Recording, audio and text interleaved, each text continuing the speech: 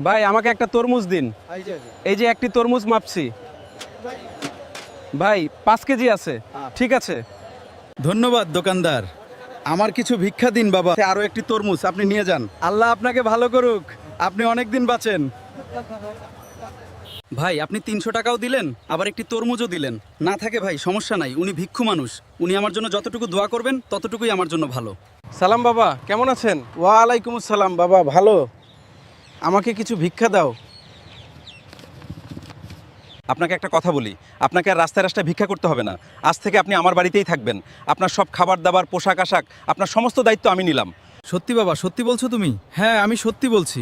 আপনি মোটরসাইকেলের পিছনে ওঠেন, চল।